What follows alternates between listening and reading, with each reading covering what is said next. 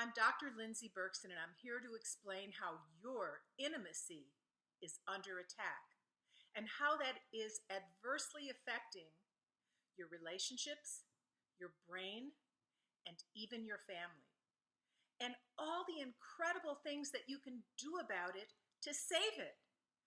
Nature wants you to have pleasure, all the way from just cuddling and connection, which counts, going further to the boudoir, or full intimacy and sex. Nature wants you to have pleasure because it makes you cognitively fit. It's all about the next generation. The smarter you are, the more connected you are, the more you'll have, hopefully, a better family.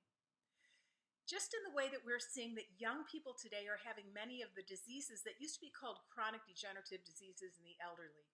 I was talking to a pediatrician at Starbucks the other morning, and I said, "What's up in pediatrician land?" And he said, "You won't believe it. I'm seeing type 2 diabetes. I am seeing sleep apnea." He said, sleep is a third of your life, and if you can improve that, boy, some kids get rid of ADHD. But he said, "I'm also seeing just some of the oddest things that remind me of what my colleagues that are internists say that they see in older people." Well, in the same way that we historically thought that sexual dysfunction was mainly an act of, really getting into your later years, we're now seeing sexual dysfunction even in our younger people. I commonly hear in my office from young women and young men that they don't even want sex anymore. They're more in love with their iPhone or their phone, if it's not an iPhone, any phone, than they are with their mate. There's so many reasons why the art of connection is being lost, but nature doesn't want you to do that. It's a huge, profound deal if one of the major milestones of being a human being, of connection, is starting to be lost and you don't even care about it anymore. I was at a conference in Dallas about a year and a half ago. There was a urologist from the NIH, and he was saying there is an epidemic of hypogonadism in young men, 20 and 21 years old. That means not enough T.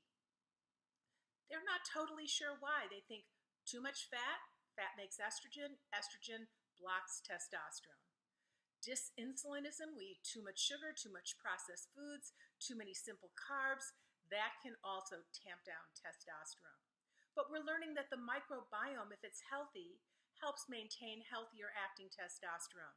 And many of us have internal organs of these friendly microbiomes, friendly microbes that are supposed to be friendly, but we have more unfriendly than not, and they're not having very good conversations with our testosterone.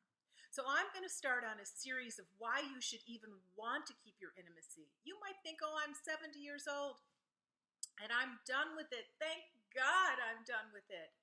But there is strong literature that the people who are connected, even if it's just cuddling or to intercourse on a more regular basis with someone they adore and love, they have better cognition. So it used to be that we were afraid of getting the big C, cancer. Now we're mainly afraid of outliving our wits and getting the big A, Alzheimer's. Well, wouldn't it be amazing if you could figure out that to be more connecting from cuddling to intercourse will help reduce your risk of the big A with the big O? So stay tuned, because we're about to learn so much with Sexy Brain System coming forward, my Sexy Brain book launching, and I'm going to want to set a time and date for you and your mate to get a glass of vino, which is high in resveratrol, and I can help you have sexier brains and help you understand why, where, and how, and why nature really longs, just like you long, for a great life.